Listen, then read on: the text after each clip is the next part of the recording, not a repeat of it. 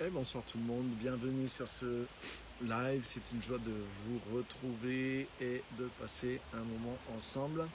Et on démarre une nouvelle série ce soir, donc c'est un tout nouveau départ, une toute nouvelle série qui commence. Donc je ne sais pas pour combien de semaines parce que le sujet est extrêmement vaste et on pourrait y passer plusieurs années si on voulait. Donc bienvenue à tout le monde et ça va être vraiment quelque chose de formidable encore cette série et je vous garantis que vous allez voir des choses telles que vous les aviez jamais vues avant et bien sûr le but de tout ça c'est d'amener une transformation de notre vie pour pouvoir aller aussi et faire bien sûr les choses auxquelles Dieu nous appelle. Toute transformation qui s'opère dans notre vie de la part du Seigneur, mais ça devient une base pour pouvoir ensuite opérer. Donc le but de cette série, c'est de nous amener à cette transformation pour amener un fruit nouveau dans notre vie. Donc bienvenue tout le monde, ceux qui sont là, fidèles au poste et à l'heure. Bienvenue Pascal, Christiane, super. Bienvenue à tous, Pasteur Simone, bienvenue à tous ceux qui sont là. On a passé un moment super déjà dans la parole tout à l'heure avec la pasteur Simone et Guy.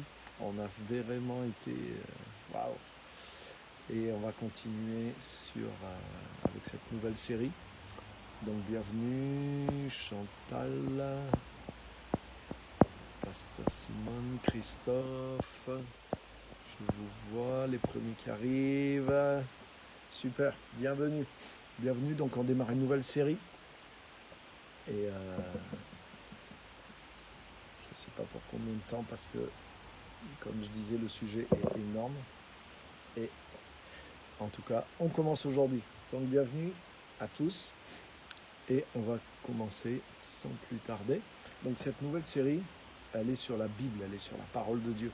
Et j'appelais cette série comment utiliser la Bible, comment utiliser les Écritures, comment comprendre les Écritures, comment interpréter les Écritures. Parce que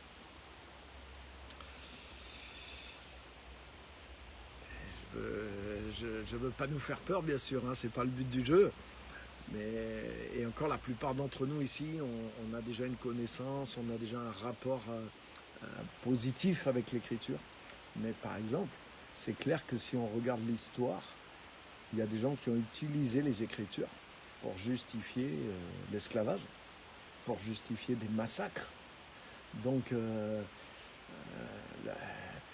un mauvais usage de l'Écriture peut être vraiment gravement néfaste et dangereux.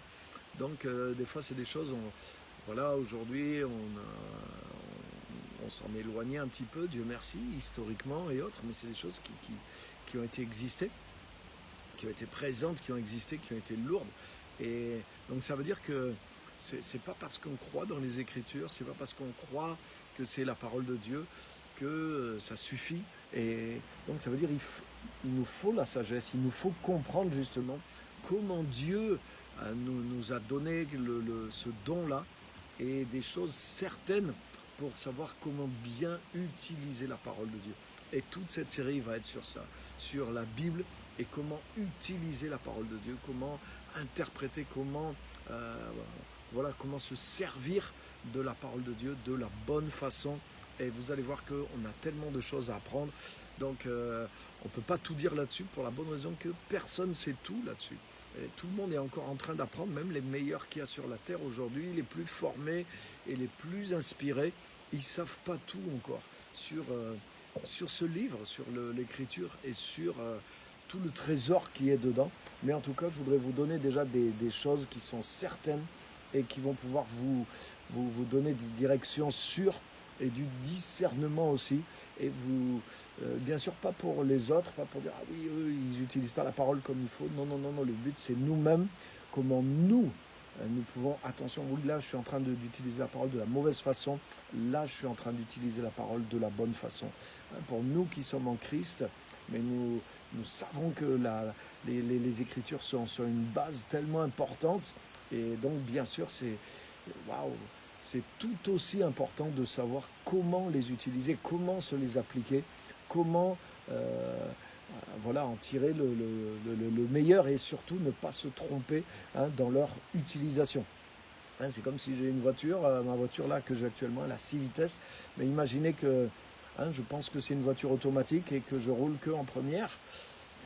J'ai une super voiture, mais malheureusement, l'utilisation que j'en fais, parce que je ne la maîtrise pas, mais va être très limitée. Je ne vais pas faire grand-chose et peut-être même je vais casser cette voiture. Et je vais dire, tiens, c'est bizarre, les autres qui ont la même voiture que moi, ils sont contents, ils arrivent à faire tout plein de choses. Et moi, j'ai pourtant la même voiture, mais j'y arrive pas. On dirait qu'il y a une différence. La différence ne vient pas de la voiture, elle vient de mon manque de savoir utiliser complètement ce que j'ai reçu. Donc cette série-là va être vraiment utile et je pense que déjà vous mesurez l'utilité qu'il va y avoir dans cette série. Et donc on va aller tout doucement, on va commencer aujourd'hui, poser quelques bases et on va approfondir parce que je voudrais vous amener vraiment le plus loin possible dans cette série. Donc voilà, comment utiliser la Bible, comment utiliser les Écritures inspirées. Vous êtes prêts? Donc super, donc bienvenue à tous ceux qui nous ont rejoints et on va lire plusieurs textes sur ce premier épisode. Donc bienvenue à tous ceux qui sont là, je vous encourage à partager directement, même maintenant, allez-y si vous voulez, vous partagez le message, comme ça on va se répandre au travers des réseaux sociaux et ça va inviter automatiquement vos amis, ceux qui sont abonnés sur votre page, crac, ils vont voir qu'il y a un direct. Ah oui, mince, c'est vrai, c'est l'heure du direct. Et ils vont venir parce que les gens ne sont pas tous prêts comme vous à être là à l'heure. Et des fois, il y en a, ils veulent venir, mais hop, ils sont préoccupés.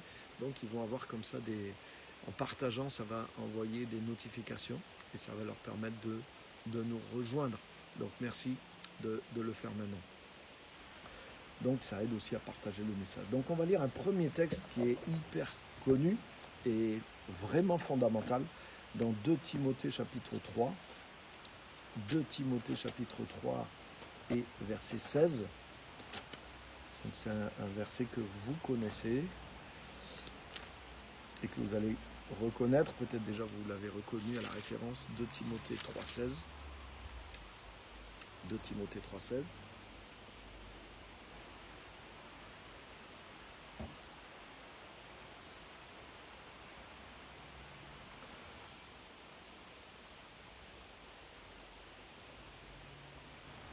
On va lire même au verset 15. Donc Paul s'adresse à Timothée, qui est son disciple, et qui est un jeune apôtre en formation. Donc Paul lui dit, « Depuis ta plus tendre enfance, tu connais les écrits sacrés. Ils peuvent te donner la sagesse en vue du salut par la foi qui est en Jésus-Christ. »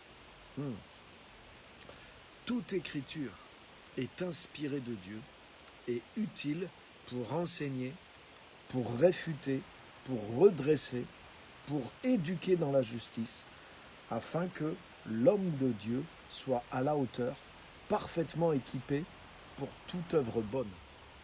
Wow. Donc il y aurait tellement de choses à dire là-dessus. Tu as vu, il dit que Timothée connaît les Écritures depuis son enfance et que ces Écritures peuvent lui donner la sagesse, particulièrement en vue du salut qui est en Jésus-Christ. Donc déjà, ça veut dire que la première chose que je voudrais dire, bien sûr, la Bible est inspirée, les Écritures sont inspirées, c'est ce qu'on voit de ce texte, et je vais revenir là-dessus. Mais la première chose qui ressort déjà de ça, c'est que l'effet, je cherche comment vous dire ça, l'effet que Dieu désire au travers des Écritures, l'effet que les Écritures peuvent avoir sur nous n'est pas automatique. Tu vois, Paul dit à Timothée, pourtant Timothée c'est un amoureux de la parole, c'est un croyant, depuis sa jeunesse il est enseigné dans la foi et là il est avec Paul, donc il est plus qu'à fond. Et Paul lui dit, ces écrits sacrés tu les connais, ils peuvent te donner la sagesse en vue du salut par la foi. Donc ça veut dire que le potentiel de l'écriture, le potentiel que Dieu veut nous donner dans l'écriture, il est là. il est disponible pour tout le monde, mais il n'est pas automatique. Et ça, c'est important de comprendre ça. C'est tellement important de comprendre ça. Pourquoi? Parce que ça veut dire, et vous le savez comme moi, c'est pas parce que quelqu'un lit la Bible que automatiquement il a tous les effets de la Bible sur lui. Moi, j'ai des gens dans ma famille, je leur ai donné la Bible, j'ai témoigné, ils ont lu, mais tu peux lire la Bible comme un livre, même croire que bon, peut-être ce livre est de Dieu, je ne sais pas. Tu peux lire sans rien comprendre, tu peux lire sans entendre Dieu te parler. C'est-à-dire que l'effet de l'inspiration, tu peux lire la Bible sans entendre la parole de Dieu, sans être au contact de Dieu qui te parle. On est d'accord? Et même pour nous, des fois qui sommes croyants, ça peut nous arriver des fois, on lit la Bible et on a lu des mots et on n'a pas vraiment été nourri par la parole de Dieu. Vous voyez, malgré que c'était notre désir, ça nous est arrivé. Donc l'effet de l'inspiration n'est pas automatique. C'est-à-dire que là, je vais faire je ne sais pas si je le dis tout de suite ou pas. Mais quelque part, on pourrait dire que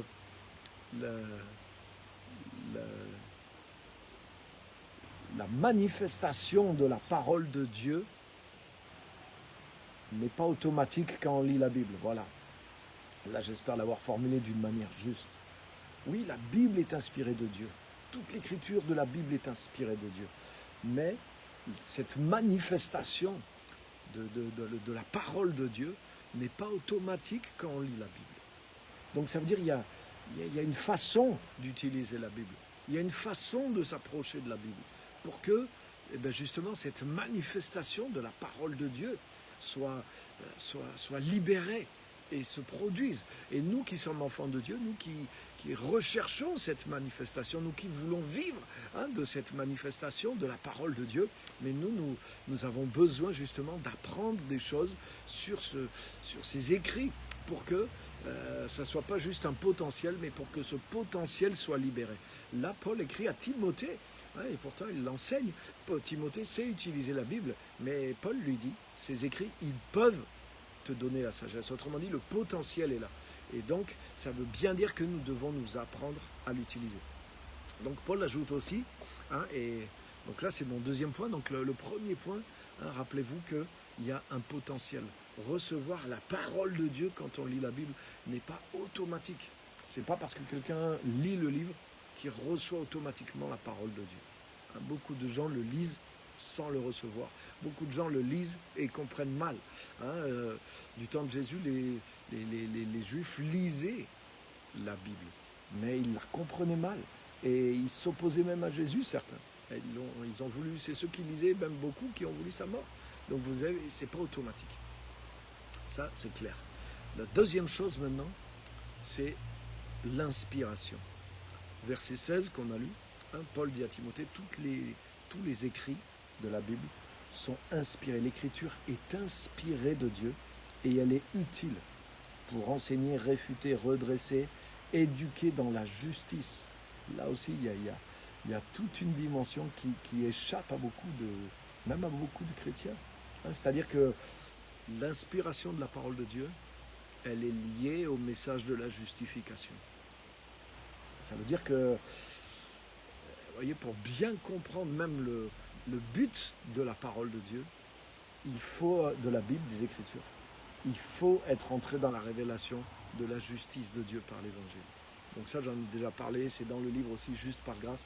Mais vous voyez, cette révélation-là, elle est clé. Et vous voyez, par exemple, ce verset qui est fondamental chez tous les protestants évangéliques, donc une grande partie du christianisme, et même aussi chez les orthodoxes et les catholiques, elle a du poids, même si elle est peut-être moins fondamentale, parce que tout le protestantisme est fondé sur l'écriture seule. C'est l'écriture seule, la seule autorité, l'autorité suprême pour les chrétiens issus du protestantisme, c'est l'écriture seule. Comme on dit les protestants, en latin, sola scriptura, ça veut dire l'écriture seule, et c'est dans les confessions de foi de tous, protestants, évangéliques, en matière d'autorité, c'est l'écriture seule qui est l'autorité suprême du croyant, des églises, etc., etc. Donc, C'est dire que ce verset-là est fondamental. Et ce verset, justement, il dit que toute l'écriture est inspirée, utile pour enseigner, pour réfuter, pour éduquer dans la justice. Donc ça veut dire, on a pris ce verset, on a eu raison de montrer que c'est la base de l'autorité. Mais néanmoins, on est beaucoup moins nombreux à avoir discerné que cette autorité, elle est en lien avec la révélation de la justice. Donc ça, je ne veux pas développer ça. On va se contenter de voir justement ce premier point, à savoir que toute l'écriture est inspirée de Dieu. Très important. Mais quand même, je souligne aussi, afin que l'homme de Dieu soit à la hauteur, parfaitement équipé pour toute œuvre bonne. Donc ça veut dire que le but de l'écriture, c'est pas simplement de nous instruire, mais c'est de nous équiper. Oui, de nous instruire, mais dans la justice. Nous instruire dans la justice de Christ. Nous faire grandir dans la justice de Christ, afin que nous soyons rendus capables de toute bonne œuvre. Wow. Donc ça veut dire que l'inspiration de l'écriture, elle poursuit le but de Jésus pour nous. Jésus est venu nous amener une nouvelle vie, une nouvelle justice, pour qu'on puisse accomplir des choses qu'il a préparées d'avance et qui seront produites par la nouvelle nature qu'il nous a donnée. On retrouve la même chose, ce qui est normal parce que Jésus est la parole de Dieu. Donc, je reviens, on va venir dans toutes ces choses-là. Mais déjà, la première chose, le premier point, c'est que recevoir la parole de Dieu n'est pas automatique quand on lit la Bible. Donc on doit apprendre à utiliser la Bible, à comprendre son mode d'emploi. Deuxième chose, toute l'écriture est inspirée de Dieu. Et ça, c'est important. Dans le grec, le mot là qui est là, l'expression qui est là, c'est toute l'écriture, elle est théopneustos. C'est-à-dire, pneuma, c'est comme dans pneumatique, le souffle. Et théo, c'est Dieu. C'est-à-dire, toute l'écriture, elle est insufflée par Dieu. Toute l'écriture a été insufflée par Dieu. L'Ancien Testament, le Nouveau Testament ont été insufflés par Dieu. Wow. C'est-à-dire que Dieu n'a pas écrit la Bible. Dieu, et c'est pour ça des fois il y a des gens qui disent « Ah mais oui, c'est des hommes qui ont écrit la Bible. » Oui, des hommes ont écrit la Bible. Dieu a utilisé ce processus, mais ces hommes ont été inspirés par Dieu. Pas juste une inspiration artistique.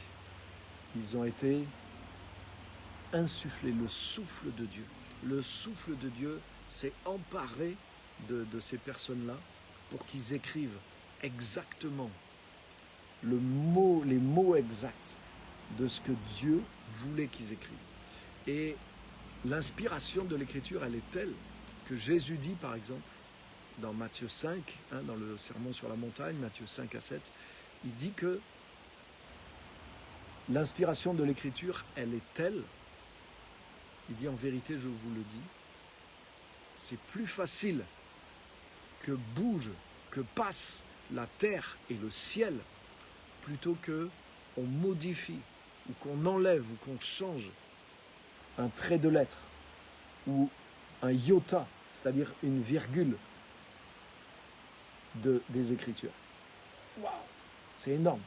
C'est-à-dire que Jésus dit, il est plus facile de modifier la création que de toucher à un petit détail dans l'Écriture. Donc cette déclaration de Jésus, elle est extrêmement forte. Ça veut dire que c'est vraiment précis. Le texte qu'on a, il est vraiment inspiré par Dieu d'une façon précise. C'est-à-dire que Dieu nous a communiqué vraiment, le mot pour mot, ce qu'il voulait qu'on ait comme référence écrite. Waouh! Donc ça, c'est tellement important de comprendre ça. La Bible, c'est pas un peu une aide, c'est pas un des textes inspirés. Non. L'Écriture est le texte que Dieu a insufflé par son esprit, et qui est 100% inspiré, qui est 100% d'inspiration divine et qui nous a donné comme base pour non seulement notre foi, mais comme on l'a vu, comme base aussi pour nous former nous-mêmes dans la vie nouvelle, dans la justice, la vie nouvelle que Christ nous a donnée, et afin de nous rendre capables de toute bonne œuvre. Donc l'inspiration divine, elle va nous amener à une transformation et à une efficacité. Wow. Donc c'est important de comprendre cette base-là et de pouvoir bien sûr savoir utiliser la parole de Dieu. Donc la Bible. Donc une des choses qui, bien sûr, la chose fondamentale qui va nous aider, c'est de comprendre ça. C'est que ces écrits-là sont la référence, sont infaillibles, sont inspirés, sont insufflés par Dieu. Il a insufflé par son esprit à des hommes, à des prophètes, à toutes sortes de personnages qu'il a choisis d'avance pour pouvoir justement produire ces textes. Donc ça c'est quelque chose de vraiment fondamental. Il y a un autre passage qu'on va lire là-dessus.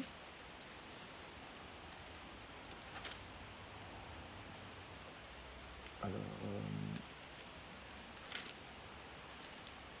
c'est dans la deuxième lettre de Pierre, deuxième lettre de Pierre, chapitre 1, versets 20 et 21, 2 Pierre, chapitre 1, versets 20 et 21. Donc ça, c'est juste deux références.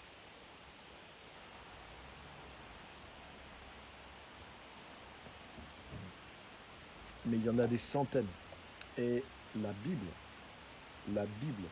est le seul livre au monde qui prétend être inspiré par Dieu directement et qu'il le prétend des dizaines et des dizaines de fois. Par exemple, David le dit, l'Esprit Saint a parlé par moi, et l'Esprit de Dieu a parlé par ma bouche.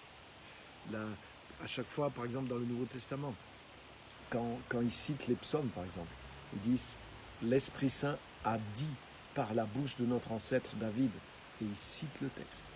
Donc la Bible, elle n'arrête pas de dire elle-même qu'elle est inspirée de Dieu, que c'est Dieu qui a parlé, que c'est le Saint-Esprit qui a parlé.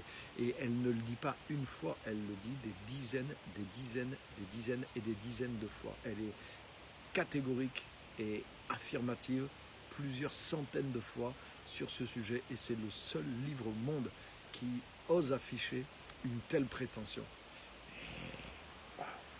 Il y a des gens qui disent « Ah oui, tel livre est le livre inspiré par Dieu », mais ce livre lui-même ne le dit pas, ou le dit peu, ou pas du tout même. Mais la Bible, elle l'affirme. Elle l'affirme, et là, je vous lis juste deux références dans le Nouveau Testament. Donc 2 Pierre, chapitre 1, versets 20 et 21. « Vous savez avant tout qu'aucun message de prophète dans l'Écriture ne relève d'une interprétation particulière. En effet, aucun message de prophète, aucune prophétie n'a jamais été apportée par une volonté humaine. C'est porté par l'Esprit Saint que les humains ont parlé de la part de Dieu. Il y a une traduction qui dit c'est poussé par le Saint-Esprit. Donc qu'est-ce qu'il est en train de dire? Il est en train de dire que les textes de l'Écriture ne sont pas venus par une inspiration humaine, par une interprétation humaine.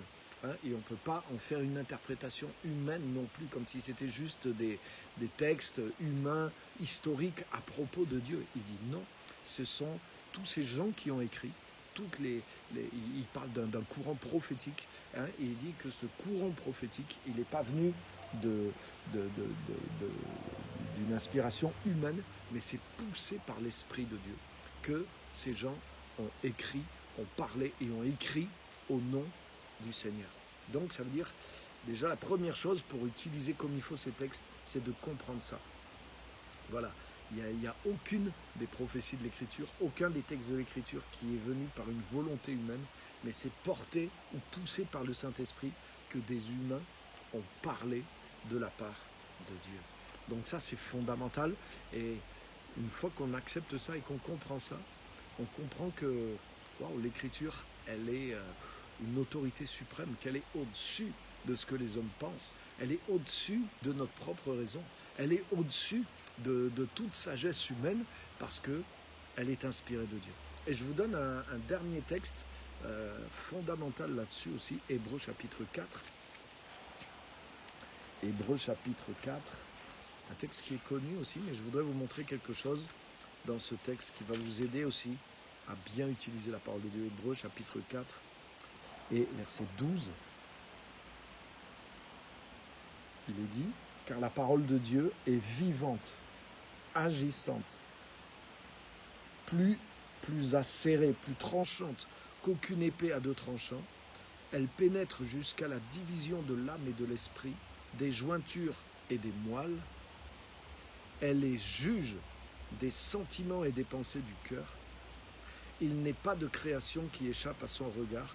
Tout est mis à nu et découvert aux yeux de celui à qui nous devons rendre compte.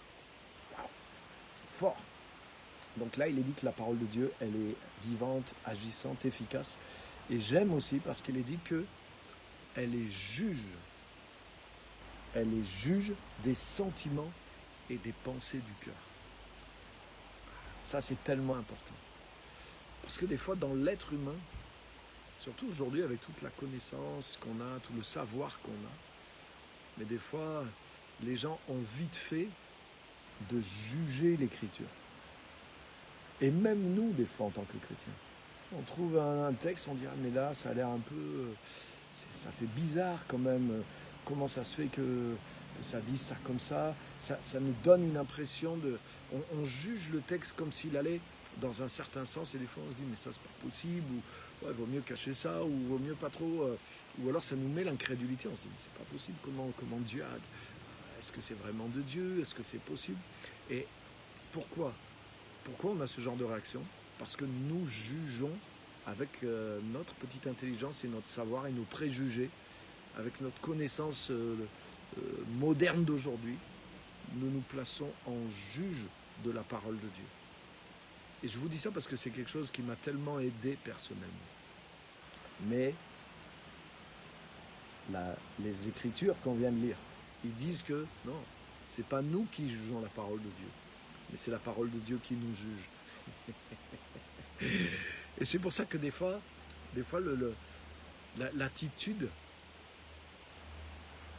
l'attitude, donc oui, ce que je dois comprendre, c'est que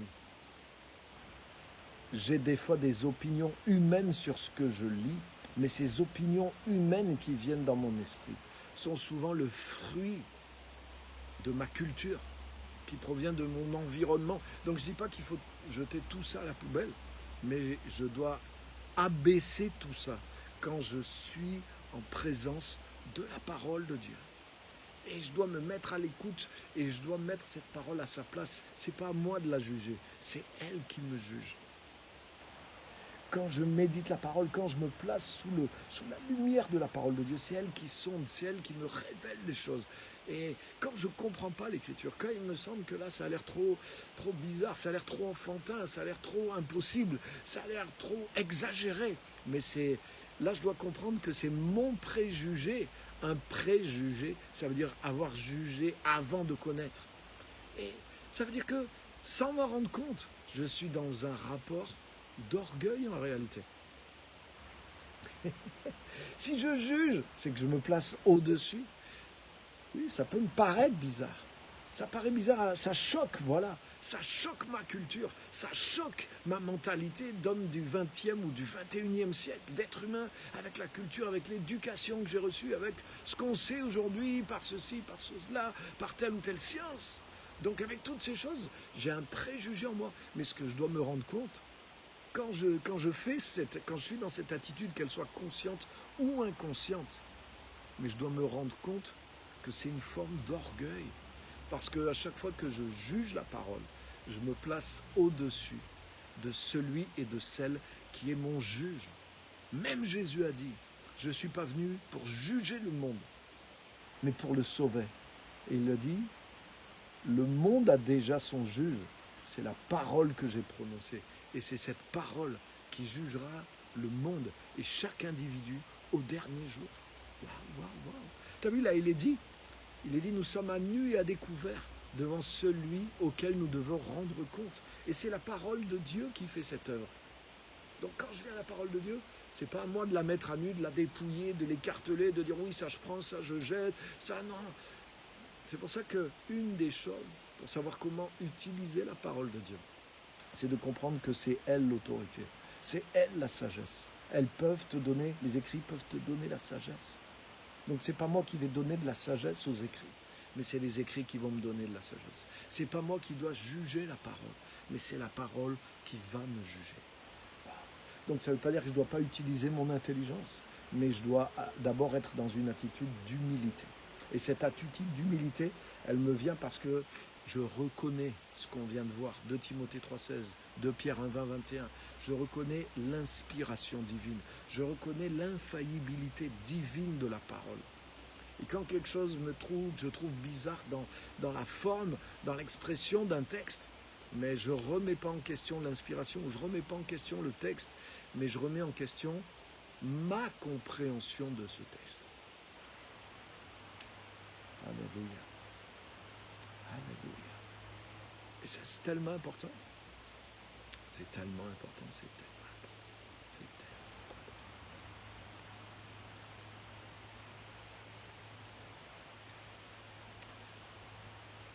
important.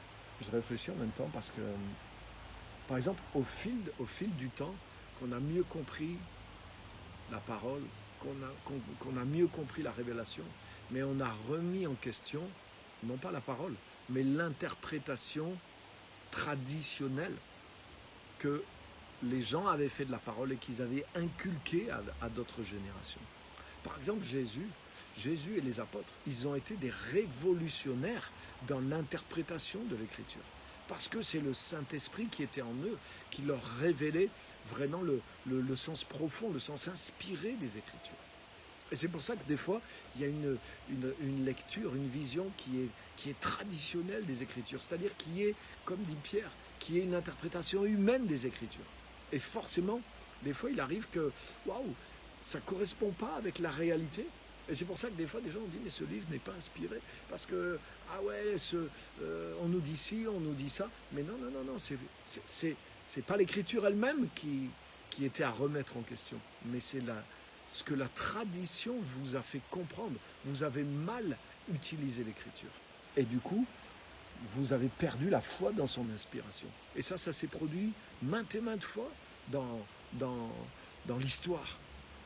Et des fois, les gens ont jeté toute l'écriture, alors qu'en fait, non, c'est juste l'interprétation traditionnelle de leur époque qui n'était pas l'écriture elle-même, qui était, oui, une élucubration, qui était une interprétation de certains textes, mais qui n'était pas du tout la pensée de Dieu. Et quand plus de lumière est venue, cette interprétation est tombée. Mais malheureusement, les gens, au lieu de changer d'interprétation, ils ont jeté l'écriture entière, où ils ont perdu la foi dans l'inspiration des Écritures. Donc, voyez l'importance de toutes ces choses-là. L'importance d'avoir une attitude d'humilité. L'importance de remettre en question nos interprétations traditionnelles de l'Écriture pour pouvoir aller dans la pensée de Dieu. Mais l'Écriture elle-même et l'inspiration de l'Écriture, c'est un absolu. Nous sommes devant un absolu. Dieu nous a donné un absolu. Mais l'absolu, ce n'est pas ma manière de comprendre l'Écriture. Attention. L'absolu, ce n'est pas ma manière dont mon Église ou ma dénomination comprend l'Écriture. Non. L'absolu, c'est l'Écriture inspirée elle-même. Et c'est pour ça que je dois venir avec un cœur d'enfant, avec un cœur d'humilité devant l'Écriture, dépendant de Dieu, dépendant du Saint-Esprit. Ça, c'est très, très, très, très important. C'est très important d'avoir ce fondement-là. Waouh! Waouh, waouh, waouh, waouh! Une des choses qui est un sous-point, on pourrait dire, qui est impliqué par le fait que l'Écriture soit inspirée par le Saint-Esprit, insufflée par l'Esprit de Dieu. Ça veut dire que l'auteur, et ça la Bible le dit des centaines de fois, on l'a vu dans ce texte dont je ne vais pas aller chercher toutes les références, mais elles y sont. L'auteur véritable, on pourrait dire, derrière environ les 40 écrivains de la Bible, l'auteur unique qui est derrière, c'est Saint-Esprit. C'est Dieu Saint-Esprit qui a inspiré les paroles, qui a insufflé les mots exacts. Et Et vous voyez que même ceux qui ont écrit ces mots, c'est écrit, eux-mêmes, ils ne comprenaient pas ce qu'ils écrivaient. Pierre le dit. Eux-mêmes, ils cherchaient à comprendre et à sonder les prophéties qu'ils apportaient. En particulier les prophéties sur Christ, les prophéties sur l'œuvre que Christ allait accomplir. Ils cherchaient à comprendre les temps et les circonstances que l'Esprit de Christ leur communiquait. Mais il leur fut révélé que ce n'était pas pour eux, mais pour nous qui sommes nés après eux, qu'ils étaient porteurs de ce message. Waouh! Vous vous rendez compte? Donc, l'auteur, derrière tous les auteurs, c'est le Saint-Esprit. C'est l'Esprit de Dieu qui a révélé ça. Et toute l'Écriture est inspirée par le Saint-Esprit. Ça veut dire quoi? Ça veut dire que nous avons besoin de lui pour comprendre les Écritures. Et c'est pour ça que l'Écriture, la manifestation, le premier point que j'ai dit, la manifestation de la parole de Dieu n'est pas automatique quand on lit la Bible. Bien qu'elle soit inspirée par Dieu, bien qu'elle soit divine, bien qu'elle soit infaillible. C'est pour ça aussi que tout le monde ne la comprend pas de la même façon. On a besoin de l'auteur pour comprendre le livre. Le livre nous rapproche de l'auteur et l'auteur nous rapproche du livre. Le Saint-Esprit qui a inspiré l'Écriture nous est donné pour la comprendre aussi. Ça, c'est contenu aussi dans ce deuxième point sur l'inspiration. Wow. Donc là, vous voyez, c'est le premier épisode de cette série, mais c'est des bases puissantes. Quand je ne comprends pas, c'est ma compréhension que je dois remettre en question, pas l'Écriture. Je peux dire, ah ouais, ce passage, il doit être bizarre. Ah, ce passage, il doit être un peu frauduleux. Ah oui, peut-être que peut-être il y a eu une erreur. Ou peut-être, ouais, je ne peux pas mettre ma foi vraiment complètement là-dedans. Non, c'est ma compréhension. Moi, il y a combien depuis le temps maintenant, il y a des textes, au début que je lisais les textes, certains textes, me choquaient ma culture, choquaient mon intelligence. Mais c'est normal. C'est normal. Si la parole de Dieu ne nous choque pas, c'est que ce n'est pas la parole de Dieu. Si la parole de Dieu ne vient pas renverser certains raisonnements, ne vient pas nous paraître bizarre, mais c'est que ce n'est pas la parole de Dieu. Alléluia. Jésus lui-même a choqué les gens. Son message a choqué les gens. Et il a dit même pour certains qu'il allait être une occasion de chute. Parce qu'ils refusaient de croire, ils refusaient de remettre en question l'intelligence. Leur conception, ils préféraient remettre en question Jésus que de se remettre en question. Et beaucoup de gens font ça. Et des fois, nous-mêmes, nous faisons ça par rapport à l'Écriture. Ah mais non, mais alors ça, si j'accepte ça, alors ça va m'amener à croire tout ça. Et là, c'est trop. Si je suis conséquent avec ce que je comprends, alors ça m'amène à ça. Waouh! Mais c'est ça, la métanoïa. C'est-à-dire, nous changeons notre manière de penser. Et nous adaptons. Nous allons vers la manière de penser que l'Écriture nous révèle, que le Saint-Esprit nous révèle dans l'Écriture. Donc, très important, l'inspiration, toute l'Écriture est inspirée, elle est l'autorité suprême. C'est elle qui juge les sentiments et les pensées. Donc, ce n'est pas à moi de juger la parole et de trier, ça j'y crois pas, ça non, ça oui. Non. Oui, on verra comment utiliser, comment discerner dans la parole de Dieu, l'ancien, le nouveau, ce qui nous concerne, ce qui concerne Christ. Mais ce n'est pas la même chose. Je crois dans toute l'Écriture. Et toute l'Écriture est inspirée de Dieu. Et toute l'Écriture est l'autorité suprême de ma vie. Maintenant, je dois apprendre à l'utiliser et à la comprendre, bien sûr. Et c'est elle qui est juge de mes sentiments et de mon cœur. Et ce n'est pas mes sentiments et mes pensées qui sont juges si la parole de Dieu est inspirée ou pas, si je dois la croire ou pas. Donc ça, c'est important de prendre la bonne position par rapport aux Écritures. Essayer de comprendre ces choses-là qui nous met déjà dans la bonne position. Ça, c'est l'ABC pour pouvoir utiliser cette trousse à outils. Donc, l'inspiration implique aussi que c'est en ayant recours au Saint-Esprit qui est inspiré que je vais pouvoir comprendre l'Écriture. Ça, c'est important, les amis. Et je vais terminer sur cette pensée, parce que c'est déjà l'heure. Dans Éphésiens chapitre 6, que vous connaissez, l'armure du chrétien. On va prendre le texte aussi, Éphésiens 6. Je pourrais vous le citer bien sûr de mémoire, vous aussi. On va le lire, Éphésiens 6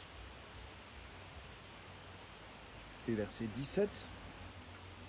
Vous connaissez toute l'armure, toutes les armes du chrétien. Et là, le Saint-Esprit, au travers de Paul, nous dit « Prenez aussi le casque du salut et l'épée de l'Esprit de Dieu, l'épée de l'Esprit qui est la parole de Dieu. » Ça, c'est fort. L'épée de l'Esprit qui est la parole de Dieu.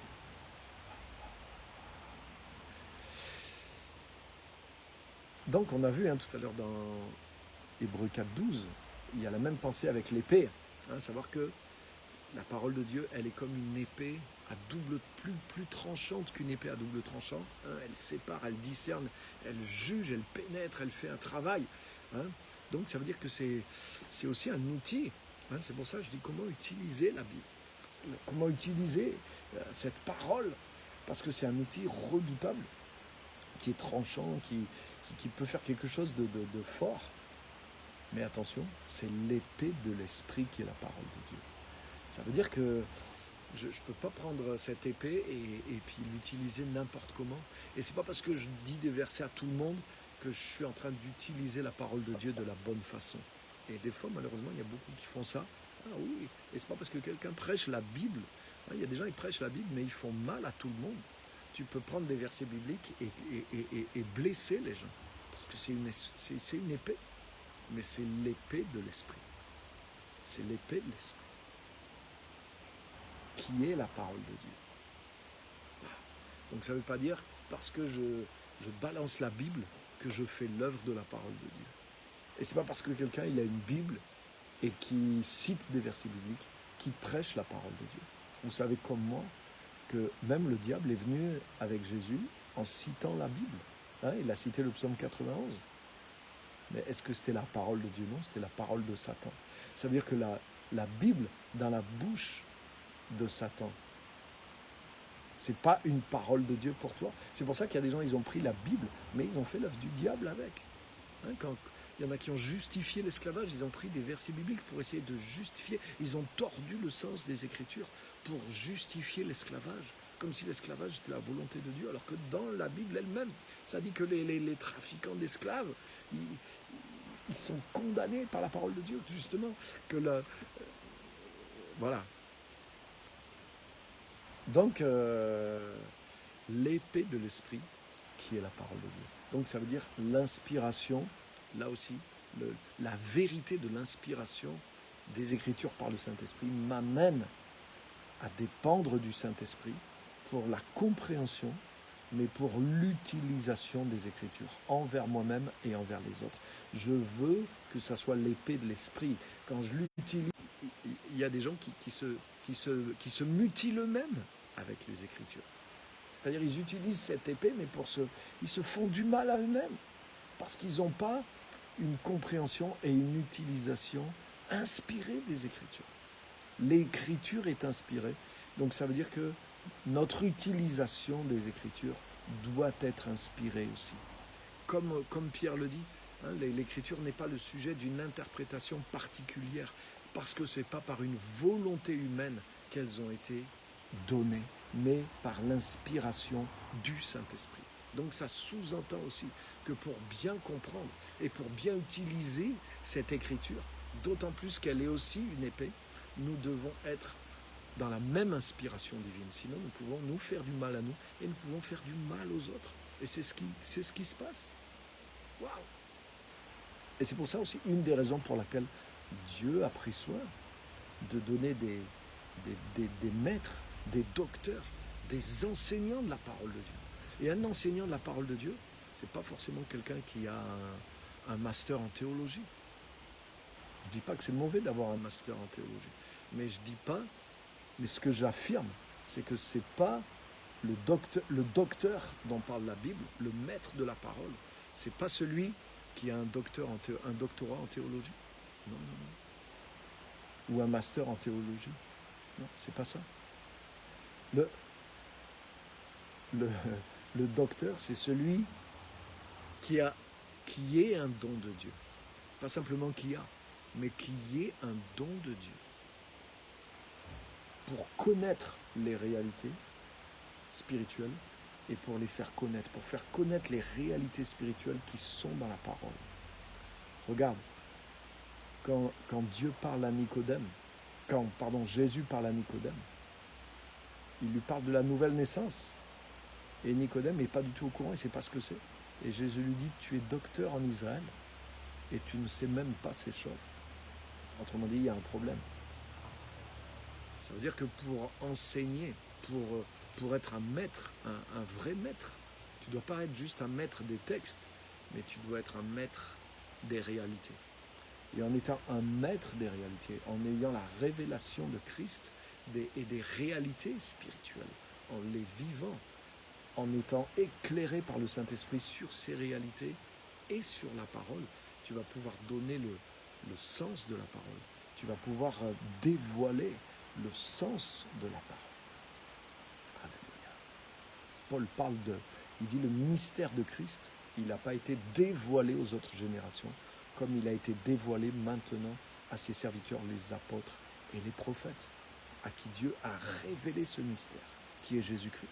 Donc c'est la révélation de Christ qui donne une révélation des Écritures et de la parole de Dieu et qui permet de l'enseigner. Donc Dieu nous a donné des apôtres, des prophètes, des enseignants de la parole de Dieu pour nous guider aussi, pour nous aider à avoir une compréhension de l'Écriture inspirée qui correspondent au Saint-Esprit. Et le Saint-Esprit qui en nous aussi nous enseigne ces choses-là, nous confirme ces choses-là, nous conduit dans ces choses-là.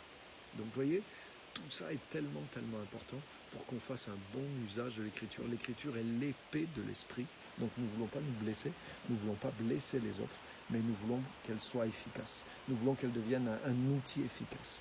Et nous voulons avoir cette attitude d'humilité, de foi dans son inspiration, sachant que elle a le potentiel, mais que ce potentiel n'est pas automatique. Donc c'est justement en nous plaçant dans la bonne attitude que nous allons libérer son potentiel dans notre vie. Vous avez vu, son potentiel, c'est non seulement de nous instruire dans la justice que Christ a amenée, mais de nous rendre mûrs, adultes dans cette nouvelle nature pour qu'on soit équipés pour faire l'œuvre que Dieu a préparée pour nous. Ça, c'est le but de l'inspiration de Timothée 3,16. Donc vous avez vu là, tout ce que je vous dis ce soir, mais c'est des choses tellement importantes. Et honnêtement, je voudrais vous demander, pas juste, ah ouais, c'était bien ce message, mais notez les points clés de ce message. Et assurez-vous que c'est réellement des bases de fonctionnement. Faites vous voyez, il y a juste 3-4 points clés dans ce message. Mais faites-en les bases de votre fonctionnement. Parce que c'est le but.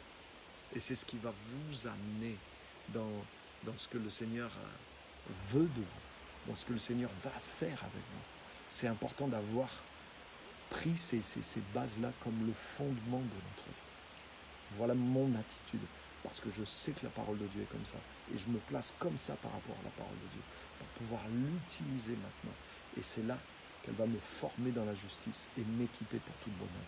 Donc, relevez les points de ce message et vérifiez bien que ça soit des fondements. Ne vous dites pas, oui, c'est bon. Non. Revenez, notez, revenez s'il le faut sur le message et notez tous les points clés et vérifiez que oui, ça c'est mon fondement.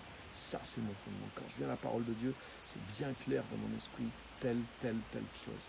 Quand quelqu'un dit ceci sur la Bible ou quand moi je pense ceci sur la Bible, non, je sais maintenant comment je dois la voir et comment je dois la recevoir et comment je dois me positionner par rapport aux Écritures.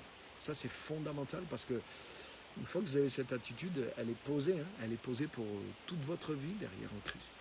Donc je vous encourage à bien poser ce fondement dans chacune de vos vies. Ok, super. Donc merci à tous. Je vais juste relever vos commentaires et vos questions s'il y en a et pouvoir y répondre rapidement avant de terminer. Donc merci à tous ceux qui sont là. je vous encourage et je vous demande s'il vous plaît, partagez le message.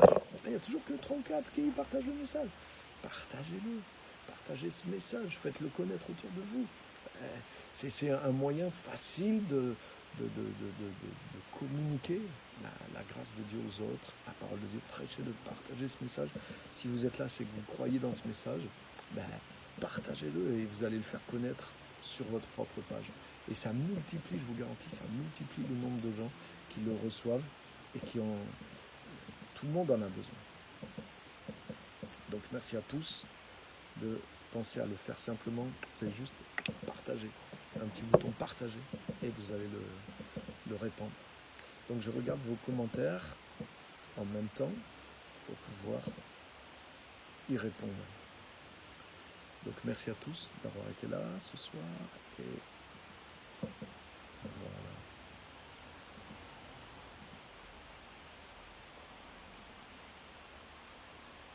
La parole de Dieu est une lampe à nos pieds et une lumière sur nos sentiers. Ouais. Elle-même, elle dit ça. Hein, c'est fort. Donc ça veut dire que c'est elle qui va elle va éclairer notre chemin. La parole est vie et vérité. Amen. Mais vous avez vu, il y a une manière de... La parole de Dieu, elle est vie et la vérité, mais elle est une épée aussi. Donc je peux tuer des gens avec. Par exemple, et vous allez voir, on va aller dans tous ces passages. Mais Paul, dans le Nouveau Testament, il dit que le ministère de l'ancienne alliance, c'était un ministère de mort. Donc il a produit la mort. Et pourtant, c'était l'écriture inspirée aussi. Donc on va voir ça aussi. Comment utiliser l'Ancien, le Nouveau Testament. Donc, vous voyez, c'est pas aussi simple des fois qu'il y paraît. Et c'est ce qui fait la différence aussi, dans notre écoute, dans les messages qui sont prêchés, dans la compréhension. Donc là, aujourd'hui, on a posé une base, mais on va l'approfondir.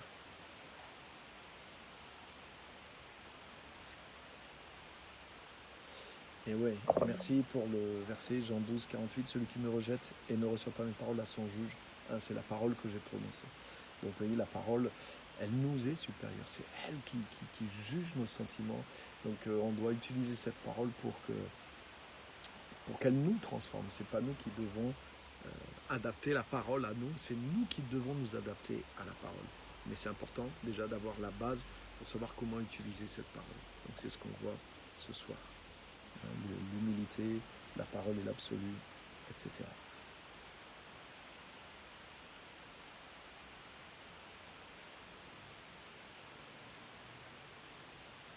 Ok, donc il n'y a pas beaucoup de commentaires.